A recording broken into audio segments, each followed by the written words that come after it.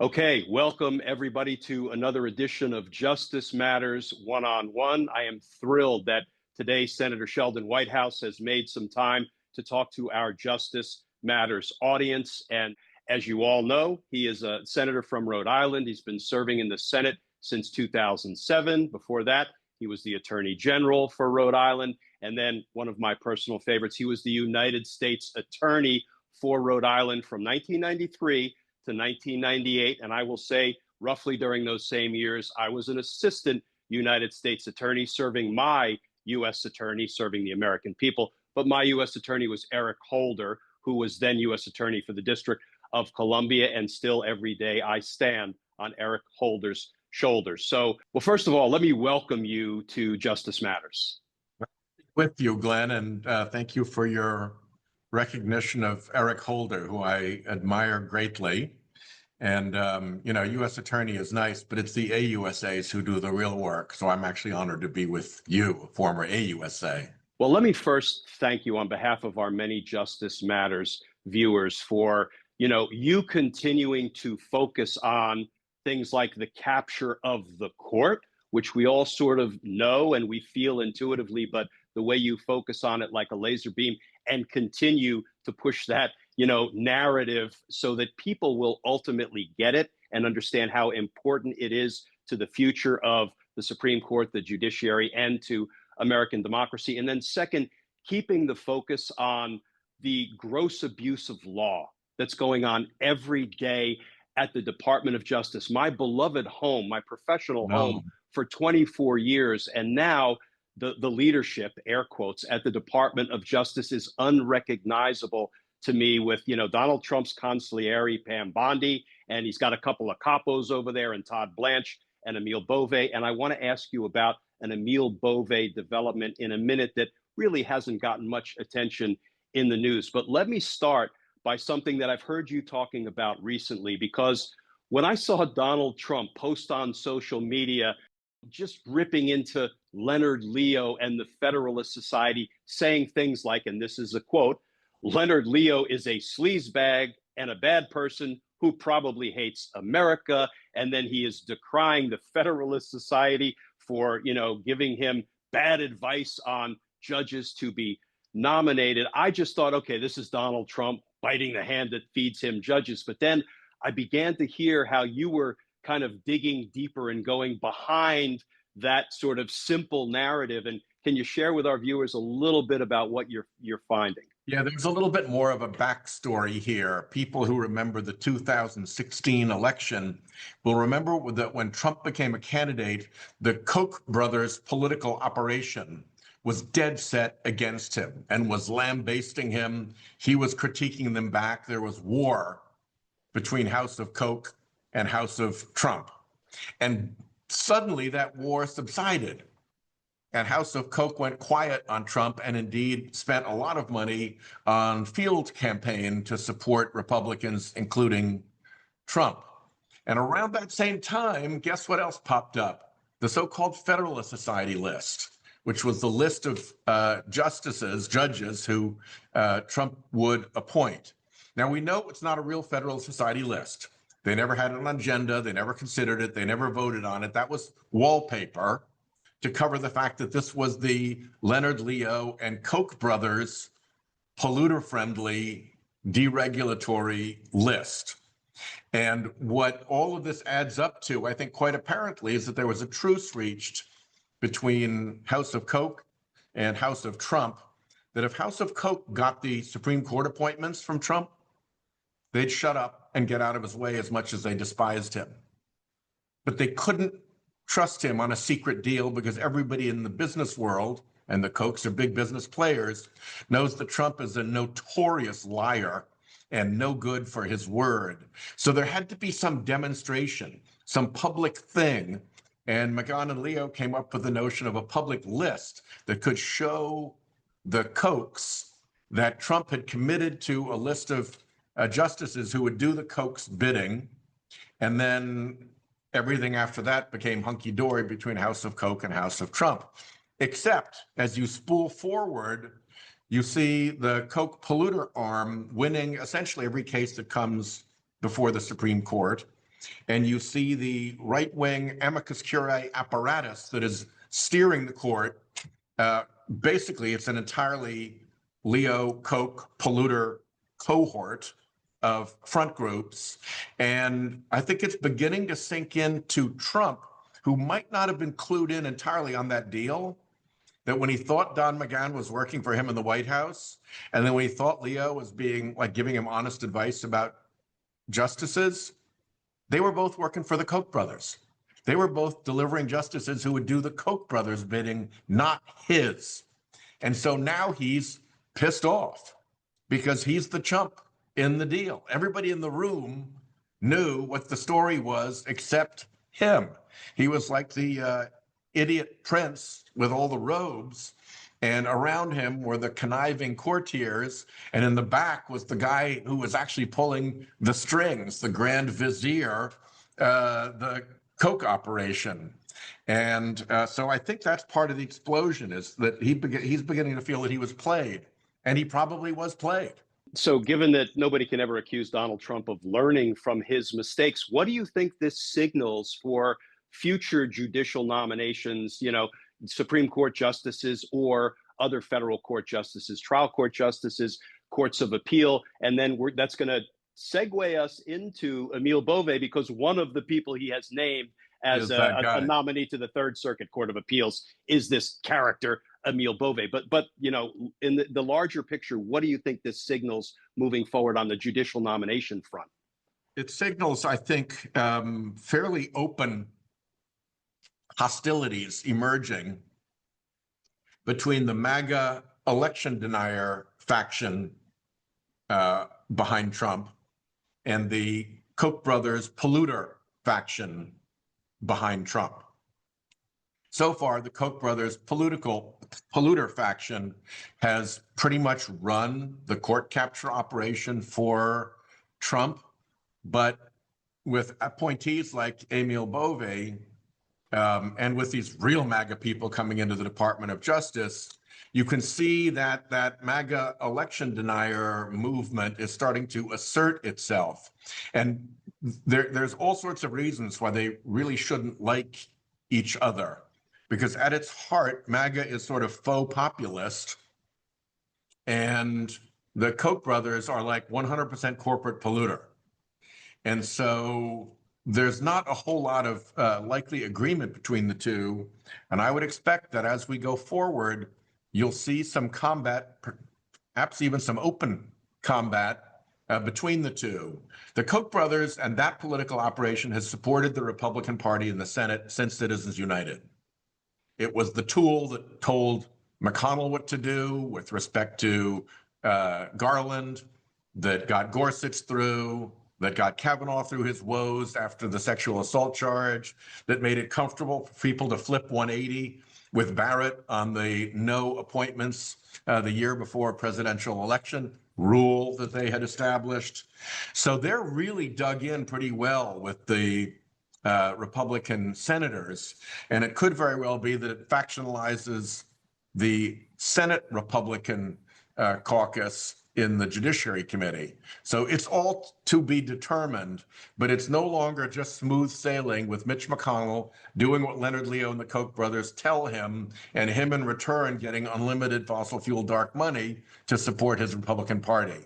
They had that scenario playing for over a decade, and now here come the bumptious MAGA people busting into the show, and it's going to be plenty of sport. And I fear I might know the answer to this question, but regardless of who Trump settles on and as his next nominee, particularly should an opening come on the Supreme Court, can we count on the obedience, the fealty of the Republicans in the Senate to confirm whoever that is? I know we're talking about angels dancing on the head of a pin right now, but what's your take on that? I think, it's hard to tell. None of them loved having to vote for Kavanaugh before there had been a proper investigation about what actually took place. None of them loved having to pull that embarrassing 180 on you don't confirm justices the year before an election. So there was a political force driving those uncomfortable behaviors, and that was basically the creepy fossil fuel billionaires that were running that whole scheme. So they don't want to. They have a very different set of goals out of the judiciary than the MAGA folks do. And if Trump is choosing for personal loyalty, that lasts, let's say, 3 years, and then he's gone. He's out. Now, what are these MAGA judges going to do? Let's say that they're very populist. Let's say that they're very anti-establishment. Let's say that, like Trump, they actually hate the Koch brothers and that whole operation, which they know is not theirs. I mean, you could really have a separate power center in the judiciary that became far less enamored of the doctrines that the Koch brothers operation has cooked up and created, all of the sort of weirdness that's pro-polluter, the major questions doctrine and the anti-Chevron stuff. That all got cooked up on the polluter side, not on the election denier side. And once you start letting loose real populist judges on the court, there's stuff for the big polluting interests to fear. So who knows which way they can pull their Republican senators, but those two big contesting forces are going to be operating behind the scenes. They'll either have to cut deals or have battles. You know, interesting, because that kind of reinforces something that I have sensed for a very long time, and that is that the way Donald Trump is governing is not sustainable. It's not sustainable in the long run. I don't know when it implodes. I don't know how it implodes. I sure as hell hope that our democracy survives it. But what he's doing is not sustainable. And I think that's borne out right now in the fact that recent reporting, a statistical analysis done by a political science professor at Stanford, across all of the Trump cases, all of the litigation, he analyzed all of the rulings, and Trump's DOJ lawyers are losing 96% of the time. I can say that was not our experience when we were at the Department of Justice. So I don't think it's sustainable what he's doing. I'd add, not only are they losing, they're getting shellacked. Yeah. You know, when you were an AUSA, if a federal judge had spoken about you or a fellow AUSA and said you were engaged in deliberate evasion, in obstruction, in potential criminal contempt, those would be real fighting words, and the Department of Justice would respond and want to know what the hell had gone on. Those are actual words from actual federal judges talking about this administration, and there must be a dozen of those comments that are out there, any one of which would have set off alarms in a normal, regular, honorable DOJ. So it is getting wild. I do think there is a sustainability issue. And, you know, you got a problem that when the one principle of an administration is obedience to and servility to the numero uno, the dear leader, then when that dear leader goes, what's left? You know, I mean, at least the Kochs had a prevailing theory of the case, which is that polluters should pollute for free and big companies shouldn't be regulated. And, you know, tough bounce to the world, billionaires should have tax breaks.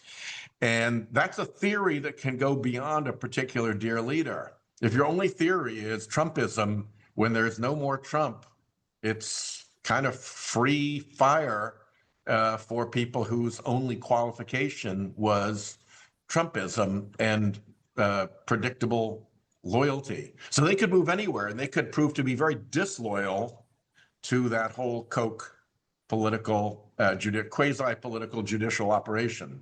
Yeah, and that kind of searing criticism coming from federal judges like Judge Sines, who's presiding over the Abrego Garcia litigation. She said the DOJ lawyers are acting in willful and bad faith. You know, the one thing that I know that would instantly get me referred to both State Bar Counsel and to the Office of Professional Responsibility, which brings us to Emil Bove. You know, Senator, he went into court in front of Judge Daleho up in New York in the Eric Adams case, said something that was so unethical that you could hardly believe not just an AUSA, but an acting, Assistant Attorney General would say in court. He would say, listen, Judge, we're not saying we don't have the evidence to convict Eric Adams of all these public corruption crimes. We're saying we want to dismiss the case so this defendant will be free to do political favors for our boss, Donald Trump, on the immigration and deportation front, to which I instantly said, he's going to bar counsel, OPR, which we can talk about in a minute. But then when I read this letter, Senator, from the Attorney Grievance Committee of the New York State Bar, directed to the Office of Professional Responsibility, for those who don't know, that is the office within the Department of Justice that looks for attorney misconduct. And if it's there, they open an inquiry, then a full-blown investigation, and they hold DOJ lawyers accountable if they engage in unethical misconduct. That office has been neutered. My friend who was there for a decade, Jeff Ragsdale, who I worked with for years at the DC U.S. Attorney's Office, was the head of OPR. He was just frog-marched out of the Department of Justice because he was an honest broker of the facts and the law and of these ethical inquiries and investigations. So when I read that the New York State Bar Attorney Grievance Committee sent a letter to OPR saying, we received a complaint against Acting Attorney General Emil Bove. We are transferring the matter to your attention since your office is better suited to investigate the conduct of an acting attorney general. Accordingly, our office will take no further action. That would be like referring a Donald Trump investigation to Pam Bondi. I mean, what do you make of this, what I view as an abdication of the responsibility of a state bar to police its own? Happened in a New York courtroom. So the New York Bar Association has very clear jurisdiction over the conduct of lawyers in New York courtrooms. So to just willfully chuck this off, and particularly to a regulatory entity, the Office of Professional Responsibility, DOJ, which is notoriously been defanged and disabled by this administration. I mean, you really have to be pretty dim not to know what has become of the Office of Professional Responsibility there. So, and these are not dim people in the New York Bar. So it really looks like they were in a pickle. They didn't want to tangle with the Trump administration and with the MAGA crowd.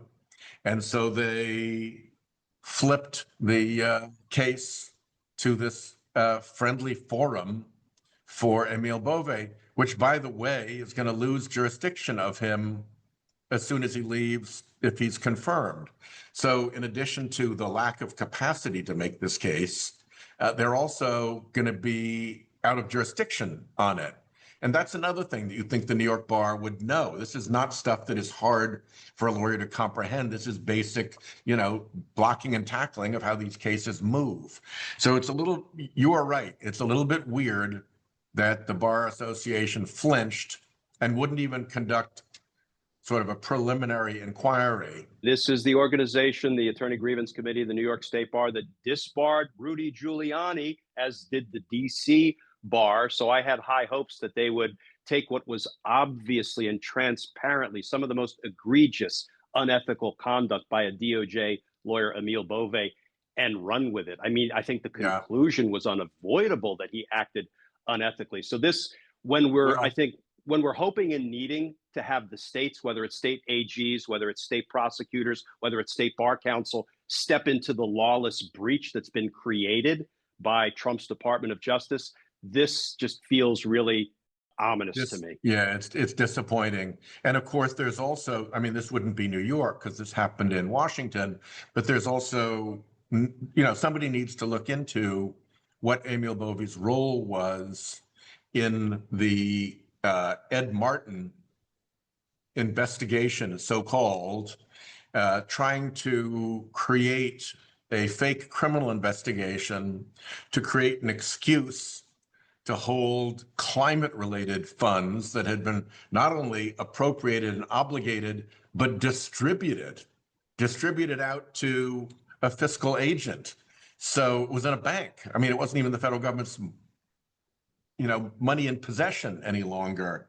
And that whole episode was rotten with misconduct. First, asking his staff to cook up a fake criminal investigation. Second, firing the career criminal chief when she said, "There's no case here, boss. There's nothing to do."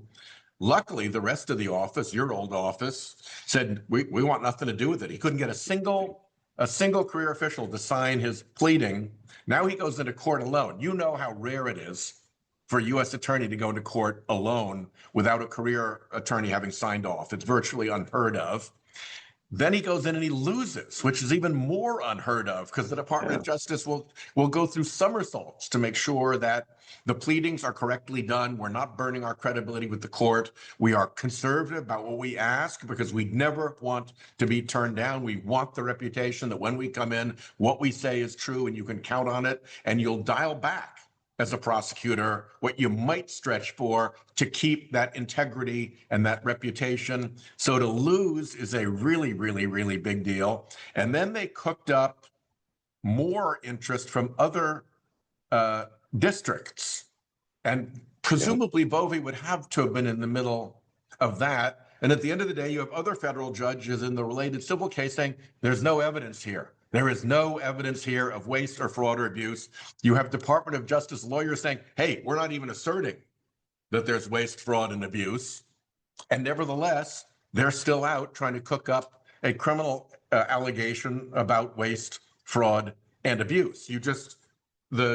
It's kind of Keystone Cops, but a very malevolent, mean-spirited, and unethical version of Keystone Coppery. And I was proud of, but not surprised by, again, my friend and former colleague, Denise Chung, the chief of the criminal division, who said to Ed Martin, I will not do your unethical bidding. And she resigned and laid it all out for all of us to see what was going on. She wrote a good letter. Yeah. So let me finish up with this, even though it is perhaps one of the biggest topics confronting us. The Trump created chaos in California. I mean, he creates chaos so he can then, deploy military troops to deal with the chaos he created. I mean, I guess the question I have is, what are the Dems doing about it? What do you think the Dems can do about it? And then I want to turn the lens back on us, we the people. What do you suggest we do about it that perhaps we're not doing well enough, we're not doing consistently enough? I know, big question, but first of all, what are and what can the Dems do about it? Most important thing here is to understand that as satisfying to MAGA as it was to send troops to LA, to California, to a city with a big Hispanic population, to show American force against the liberals of California. All of that was just delicious in the extreme. And more importantly, it lit up the news, because in the few areas where people had set fires or were throwing stones at police officers, all the media went there. And it completely changed the topic away from Elon Musk saying that Trump is on the Epstein list and Trump Republicans in Congress trying to take away everybody's Medicaid. He was having a terrible public relations week. Republicans were having a terrible public relations week. This is a little bit of a wag the dog type situation, creating a little bit of a domestic war to change the topic away from the god-awful things that you're trying to do to the people through this big, beautiful for billionaires bill that they're shoving. So part of it, don't be taken in by directing attention away from those big Medicaid cuts. There are even big Medicare cuts baked in through the bill, trickily through sequestration, so that they don't have to put that in the bill. It just becomes an automatic cut to Medicare, but they know it. They're cutting Medicare, they're cutting Medicaid, and they want to change the subject. So key is to understand that this is a huge distraction from where they want to where they want people's attention, away from the stuff that's really hurting them and that's wrong. So what should we, the people, be doing other than getting out in numbers? I think I saw 3.5. We need 3.5% of the population out there to try to topple a dictator, an aspiring dictator. We've got the No King's Day rallies everywhere in the United States except in Washington, D.C. this Saturday. And I suspect this is going to be the biggest protest we have seen by far, besides protesting, standing up, speaking out. What do you think the people should be doing? Yeah, I think showing up really matters. When it's onto something specific, like as a general expression of outrage, showing up matters. Staying peaceful also really matters, so you're not discrediting everybody around you who is showing up peacefully and giving talking points to the other side. So if you're going to win the exchange in protest, you got to stay peaceful. You can be strong, but the violence is it's just wrong. And I totally support the arrest, charging of violent protesters in LA or elsewhere. Of course, if they're MAGA violent protesters, that's a whole different thing, and Donald Trump pardons them. So there's a very split standard on all of that. But what I tell everybody is, first, go to your phone, look at your contacts, find people you know who have a Republican senator, whether it's in Maine or Pennsylvania, Ohio, Florida, you name it, and ask them as constituents to call. Constituent calls matter. Protests are great. Constituent calls also really matter. Do that homework. Second, join stuff. Really important to join stuff. Good for your morale to be around other people, but together you can get done more. You'll find that when you're joined up with a group that is sympathetic to what you're concerned about, you get your own voice amplified. So use your contacts, join up. And the third is tell personal stories. Tell your representatives, your Democrat representatives, put it out on social media, because there are personal stories that will make a difference to people who hear them. Remember the guy who stood in front of the tanks at Tiananmen Square? We don't even know who he is, but we know for sure that that image was epic in its effect. And there are going to be so many personal stories of harm and of betrayal and of corruption and of chaos and how that affects real people. And lifting those stories through your social media and through your contacts really matters. Some of them could turn into that man in front of the tank at Tiananmen Square.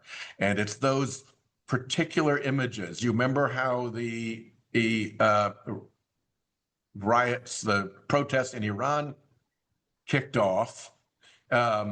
The riots in Tunisia kicked off. I think there was a fruit seller who got so irate at being shaken down for money every day by the government that he lit himself on fire.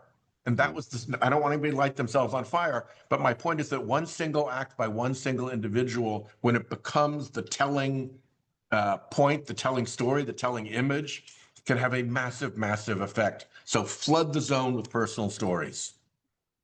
Great advice, important advice. And, thank you for being a tireless and fierce and dogged advocate for the rule of law, for the Constitution, for all of our constitutional rights, when we're being gaslit by members of the administration all the time, saying things like, well, due process doesn't apply to immigrants. I mean, it is a lot to try to beat that back with the truth, with accurate information.